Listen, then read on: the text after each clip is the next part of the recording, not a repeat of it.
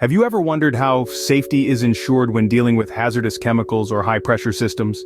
It's not magic, but rather a meticulous and methodical approach known as process safety. This vital discipline is all about preventing catastrophic incidents like fires, explosions, or toxic releases that could result from chemical reactions or high-pressure systems. In industries where the stakes are high, such as oil refineries, chemical manufacturing plants, or nuclear power stations, process safety is a non-negotiable priority. It's not just about protecting people and property within these facilities, but also safeguarding the surrounding environment and communities. At the heart of process safety lies a commitment to thorough planning, diligent risk management, and the relentless pursuit of knowledge and improvement.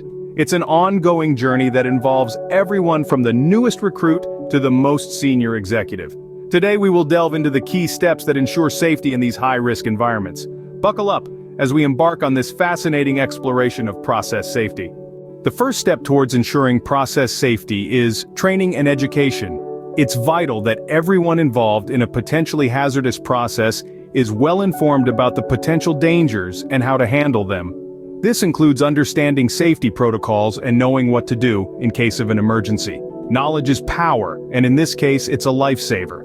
Next, we have risk assessment. This involves thoroughly examining the process to identify potential hazards. Once these hazards are identified, we assess the risks associated with them and put control measures in place to mitigate these risks. It's like mapping out the battlefield before the battle. Thirdly, we have standard operating procedures or SOPs.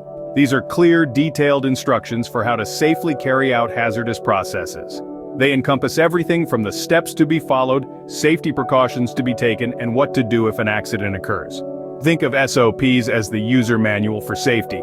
Moving on, we have safety equipment and personal protective equipment, also known as PPE. This could range from safety goggles and gloves to respirators and safety harnesses. Providing the necessary safety equipment is like equipping soldiers with armor and weapons before sending them into battle. Next up is emergency preparedness.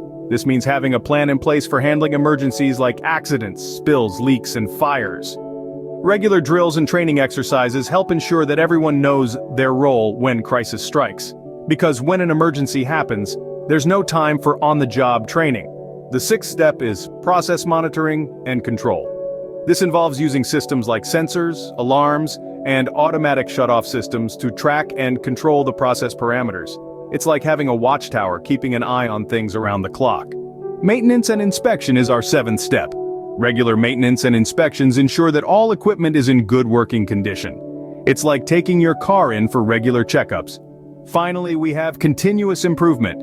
Safety procedures and protocols should be updated based on lessons learned from incidents, near misses, and new developments in technology or regulations. Because safety isn't a one-time thing, it's a continuous journey. These steps are integral to ensuring safety in the workplace when dealing with hazardous processes. So, to recap the key steps for process safety, first and foremost, training and education are crucial. Everyone involved should be aware of the potential hazards, safety protocols, and emergency procedures. Next, risk assessment is essential to identify and control potential hazards. Standard operating procedures, or SOPs, should be clear and comprehensive, outlining every step of the process, including safety precautions and emergency procedures.